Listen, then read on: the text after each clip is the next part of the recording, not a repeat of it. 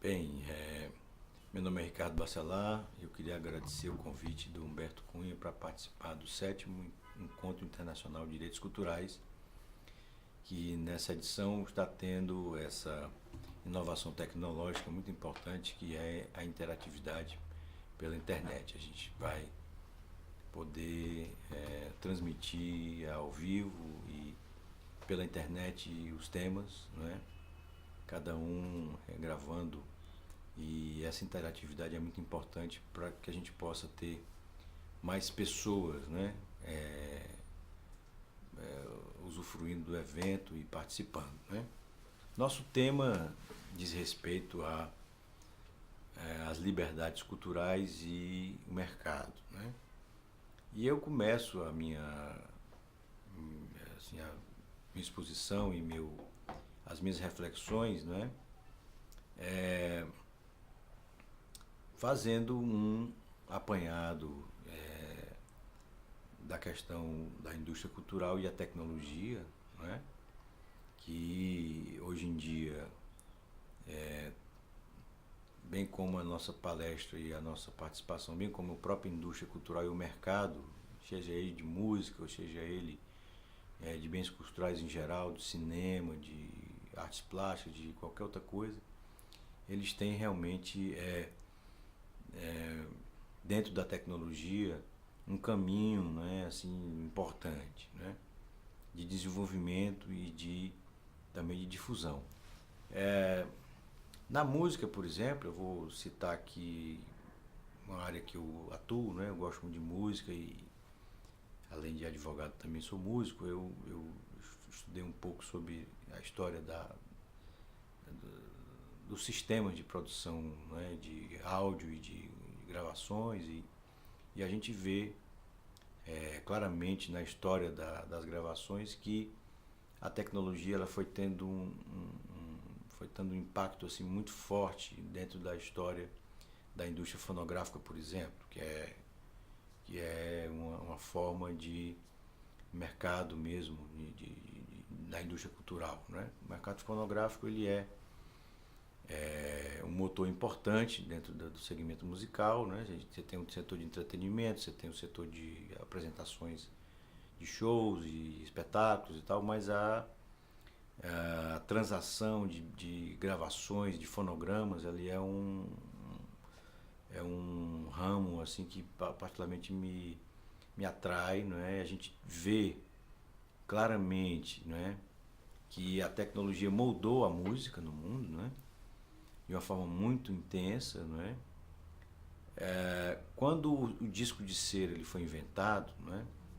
Existia uma limitação na gravação dos graves, né? Os graves, quando eram muito fortes nas gravações, a agulha do disco pulava, né?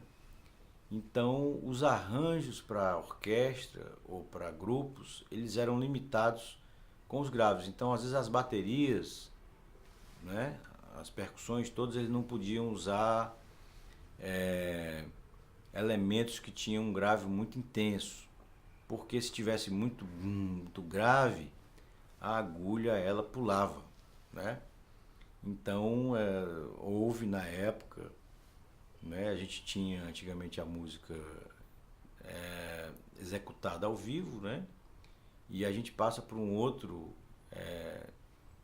momento da indústria cultural em que você tinha a possibilidade de fazer reproduções da música tocada ao vivo. Então a gente tem um segundo momento. Qual é o segundo momento? Que é o segundo momento quando se inventou, não é? Quando se fez as primeiras gravações rudimentares, não é? E nessas gravações rudimentares a gente tinha essa limitação do grave, porque quando o disco de cera foi inventado, não é? Como eu falei para vocês, a gente tinha essa limitação e deficiência em relação aos graves. Então os arranjos musicais eles eram limitados a essa tecnologia, né? E essa tecnologia também foi se modificando e esse problema do grave ele foi diminuindo até que veio o disco de vinil e tudo melhorou, né? Mas é um exemplo de como a gente vê que a tecnologia ela molda a própria indústria cultural e a própria expressão e o próprio mercado, né? Vocês veem que quando a gente passou do ambiente, não é, mercadológico, do disco de cera de vinil pro CD, não é, quando houve um processo de revolução, né, digital da música, não é? E olha que nós ainda estamos ainda nessa época do suporte, né? Suporte disco de cera, disco de vinil e CD. São suportes, né?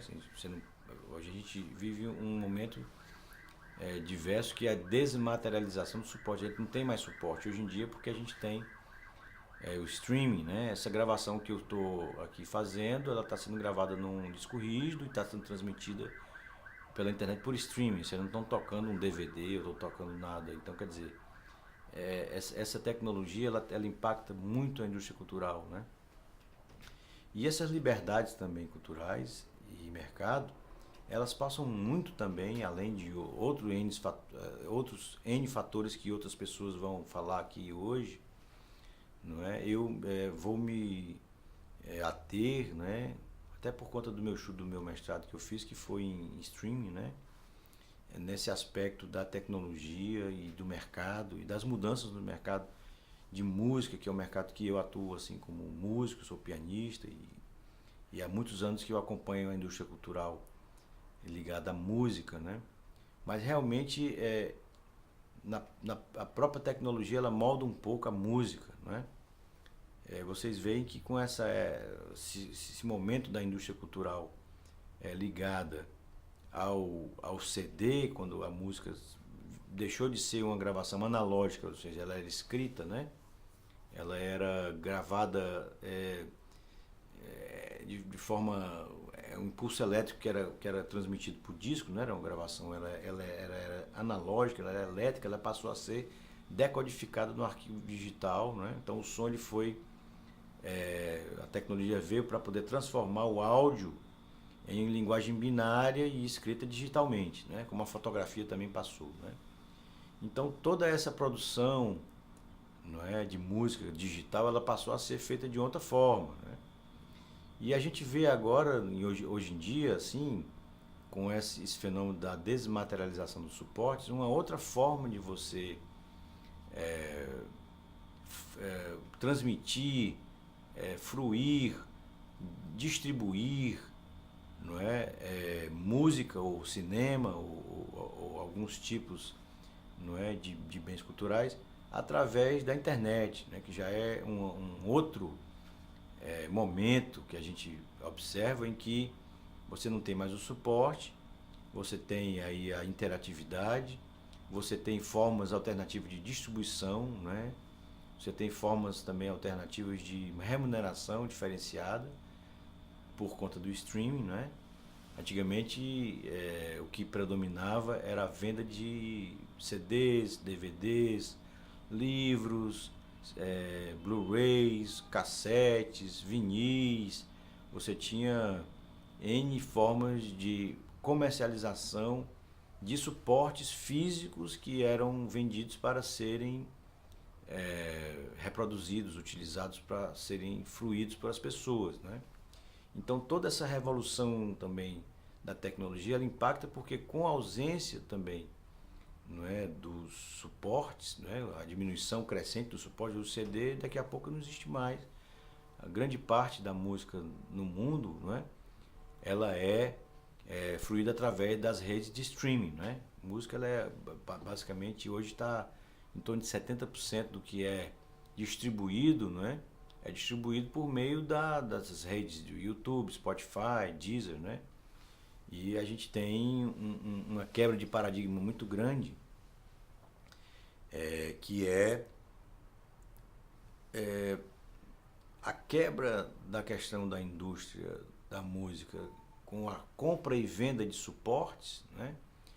Para um momento posterior que é não a compra de CDs ou de downloads, por exemplo, mas sim o streaming, que é um acesso ao fluxo de dados, né? Então tem um outro recorte interessante, né?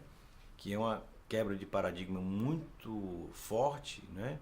Desde o disco de cera lá atrás, porque a gente sempre comprou alguma coisa, né? Comprou, comprar música, comprar suporte, a gente comprava disco de C, depois comprava vinil, comprava cassete, comprava CD, comprava o download, né? Então você tinha realmente uma compra de alguma coisa. Mas a partir do momento que você tem a questão do streaming, que aconteceu, não é, devido a uma tecnologia que foi inventada por uns alemães nos anos 80, 90, né, que começou, eles pegaram o áudio e tiraram algumas frequências que pesavam, então o áudio ficou muito pequeno e ele começou a ser, não é, distribuído pela internet e ser transmitido através da rede. Pela qualidade de um CD, uma música de 4 minutos, em 44.1 kHz, que é a medida padrão de áudio, que é o áudio do CD, né? Ele pesa assim 40 megas mais ou menos, né? Ou um pouco mais, dependendo. E às vezes um MP3, que foi esse arquivo que foi inventado, ele pesa às vezes 2 megas ou 3, entende? Então você diminui muito o tamanho do arquivo, né? Então toda essa revolução ela proporciona uma mudança de paradigma muito grande, como eu já falei uma vez, vou repetir. Você interrompe esse fluxo de compra e venda de suporte para um sistema de acesso aos fluxos de dados. E isso a gente já vê no cinema, a gente já vê com o Netflix, a gente já vê com o YouTube, a gente já vê com o streaming, com o Spotify, com todos esses sistemas de fluxo de dados. E a gente tem também uma mudança também. Isso é uma forma realmente fantástica de acesso, de novas formas de transmissão de bens culturais, de tecnologia, de acesso.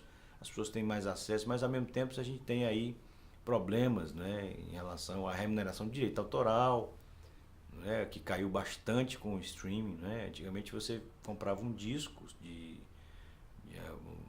um CD, você pagava R$14 ou R$18 por um disco com 14 músicas. Hoje em dia você compra uma assinatura, você paga uma assinatura para um fluxo de dados no streaming por R$14, R$15 por mês.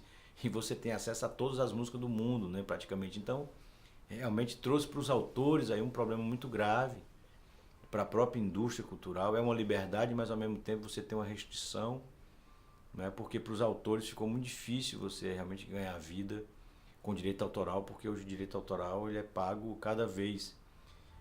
A remuneração no streaming, o Spotify ele paga 0,00003 centavo de dólar por cada stream, cada vez que você acessa. Então, para você ganhar $100 de direito autoral no ambiente de fluxo de dados, de streaming, é realmente muito difícil. Mesmo os grandes artistas que têm venda assim gigantesca, realmente para você ganhar qualquer tipo de dinheiro porque houve realmente um desequilíbrio, né? Houve um desequilíbrio entre as gravadoras, as editoras, os artistas e os sistemas de streaming. A gente teve um período muito forte na indústria cultural nessa área de música, que foi a questão da pirataria nos anos 80 e 90, que a gente teve a digitalização, o MP3 ele começou a ser utilizado em grande escala pelos internautas, né? Então a indústria da música quase quebrou, né? Alguns que são assim, têm um pouco mais de idade, lembram dessa transição. E a pirataria começou nos anos 80 e ela quase quebra realmente a indústria do disco. A indústria da música ela era uma indústria assim, o Brasil chegou a ser o 5º maior país de venda de música no mundo, né? E as gravadoras eles eram grandes conglomerados internacionais que eles tinham estúdio, eles tinham distribuição, não é, tinham um sistema muito complexo de crédito e estoque, distribuição física para supermercado, para loja de disco, para enfim. E todo esse sistema gigantesco, não é, ele foi desmontado por essa tecnologia do MP3, né? Primeiro, por uma época que houve um sistema chamado Napster, que ele fazia trocas, não é, entre pessoas que trocavam entre si esses arquivos de MP3. Aí houve uma ação judicial nos Estados Unidos que fechou o Napster. E um segundo momento que foram primeiras digitalizações assim mais grosseiras, mas houve um segundo momento, né, com os torrents, né, Pirate Bay, com sites que eram hospedados em locais diversos no mundo, onde existia aí uma ausência de normatização, né, que houve realmente problema muito grave na indústria cultural, porque as vendas caíram enormemente e as gravadoras começaram a quase quebrar, não é? E o que salvou, entre aspas, as gravadoras foi esse sistema de streaming. Para eles, no começo, eles acharam ruim, mas depois, com o tempo, hoje praticamente o mercado pirata ele parou de existir porque a música ficou muito barata, né? Então, quer dizer, hoje você vê poucas pessoas fazendo pirataria, assim, como era antigamente há 10 anos atrás. Realmente ficou insignificante. E a indústria, a musical, ela começou a se estruturar de uma outra forma, né? Só que as liberdades culturais são maravilhosas, mas tiraram de quem? Tiraram dos autores, dos artistas, né? Então as gravadoras hoje, elas faturam em cima do dinheiro dos artistas, porque na realidade como se paga pouco de direito autoral, de execução pública, né? Então as gravadoras se juntaram às empresas de streaming e aos agregadores, né? E hoje essa indústria que a gente vê, existem problemas no mundo inteiro, assim, em relação a esse novo sistema, esse parâmetro de distribuição de música no mundo, né? Que eu acho válido sob o ponto de vista tecnológico, sob o ponto de vista da própria evolução mesmo da tecnologia, das formas de a fruição. Você vê que a gente hoje tudo é no celular, né? No celular você, pelo Bluetooth, você ouve música no carro, você ouve música na sua casa, você ouve música. Você pode colocar até no estádio de futebol, você tendo um som, você no seu telefone você aciona qualquer fonte sonora e ela toca música, ou transmite, ou enfim. Ou a gente transmite pela câmera, ou pelo YouTube, enfim. Então essa relação assim da tecnologia, ela continua impactando, né? Como impactou na época do disco de cera que não tinha grave, né? E isso assim está sendo uma revolução muito grande e virou mais ou menos um problema global, porque na indústria da música, como esses grandes sistemas de streaming eles são globais, né? O Napster já acabou. O Spotify, o Deezer, né? O YouTube. Existe também um outro problema que são problemas relacionados são contratos internacionais que são firmados, mas muitos deles, as regras, por exemplo, nacionais, essas normas que são feitas globais, por exemplo, nós temos problemas aqui no Brasil que algumas normas que são feitas são contratos feitos assim com vários países, né? Algumas normas brasileiras não suportam esse formato que é feito por esses sistemas de streaming, né? E a gente tem aí mesmo a tecnologia moldando o sistema de produção, né? Então, quando a gente fala das partilhas e a gente fala também das liberdades culturais e o mercado, a gente tem que entender que existem aí progressos, existem inovações importantes nessa área, não é, da indústria cultural, do cinema, da música, das imagens, não é? E ao mesmo tempo a gente vê que existem também limitações em relação à remuneração, então são problemas complexos. Ao mesmo tempo você não pode nunca se fechar para a tecnologia ela um caminho sem volta, não é? Então você nunca pode barrar a tecnologia. Quando foi inventado o disco de cera e as gravações, os músicos se revoltaram porque ia acabar com o mercado de música ao vivo, porque você tinha agora um disco de cera para tocar, então você não. Então sempre houve, né? Até quando o piano foi inventado mesmo, eles achavam que o piano era uma máquina, não era um instrumento, né? Quando o piano foi inventado, o cravo e os antecessores do próprio piano, eles achavam que aquilo ali não era um instrumento musical, porque era uma coisa que já vinha pronta. É diferente de um violino, que o violino você tinha que fabricar, você fabrica o som aqui.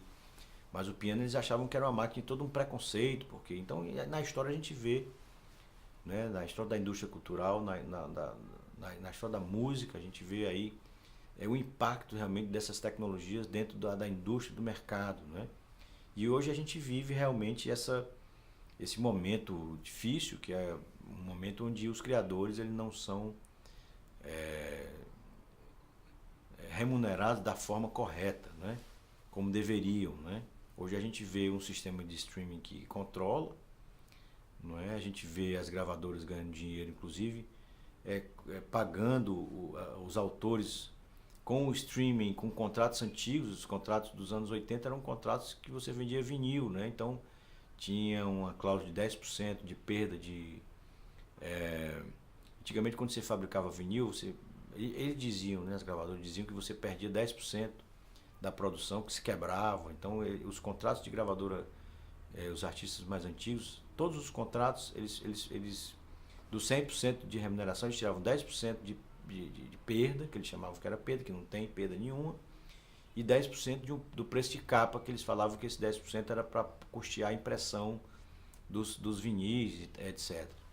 Só que passou aí a tecnologia do CD, passou a tecnologia do download, nós temos a tecnologia hoje do streaming, mas esses 10%, né, de perda dos vinis ainda são descontados nesses contratos, como 10% também de capas que não são mais impressas, hoje é tudo no telefone.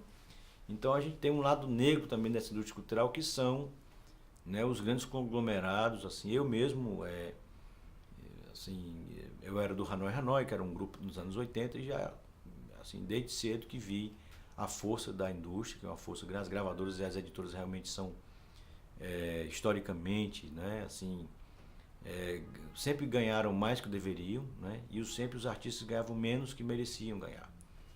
Então, esse lado das liberdades culturais, esse lado do mercado, né, formal mesmo da música, não falo nem enquanto lado assim mesmo simbólico. Eu estou falando do comércio mesmo, da parte comercial do dia a dia de quem é artista e faz música, não é? Ou faz cinema, ou faz teatro, porque a indústria criativa ela gira em torno de empresas que são controladoras de conteúdo e de espaços, né, de venda e transmissão de bens culturais, e o artista fica ali meio à mercê disso. Mas ao mesmo tempo a gente tem também outras inovações importantes, que são as próprias formas também alternativas de transmissão de bens assim culturais através da própria internet. Por exemplo, você tem fenômenos aí de pessoas que não estão no streaming, mas que no YouTube eles têm uma possibilidade de... São vários os casos, né, de pessoas que fazem coreografia, que fazem música, que fazem qualquer tipo de expressão cultural, não é, por meio, não é, de um celular, e botam no YouTube. Aquilo ali tem às vezes milhares de visualizações ou até milhões, né? E isso também não deixa de ser um aspecto interessante das próprias liberdades que você, da sua casa, né, você pode pegar um telefone, fazer uma gravação ou de uma música, ou de um poema, ou seja o que for, e você colocar na rede aquilo ali e se tornar, não é, viralizar e virar uma coisa que tem realmente muitos acessos. Então esse tema é bastante interessante, né? Sempre que a gente fala de liberdade, a gente fala também de tecnologia que proporciona essas liberdades, né? E a gente também tem a tecnologia como uma ferramenta sem volta, não é, para um futuro incerto em relação à remuneração e à própria indústria. Então eu foquei aqui a minha participação nessa parte musical, que é uma parte que eu gosto, e há muitos anos que eu convivo com essa indústria, né, como músico e como produtor de disco. Eu já trabalhei como produtor de disco, já tive uma gravadora também, e a gente observa nesses anos todos que essa mudança ela é muito rápida, não é? E geralmente quando tem essas rupturas, elas modificam muito a indústria como um todo. Você vê que hoje em dia não tem mais loja de disco em lugar nenhum, né? Só tem mesmo, nem em Fortaleza mais não tem nenhuma loja de disco. Só tem loja de vinil, né, que é coisa diferente, mas assim, hoje a música é toda na internet.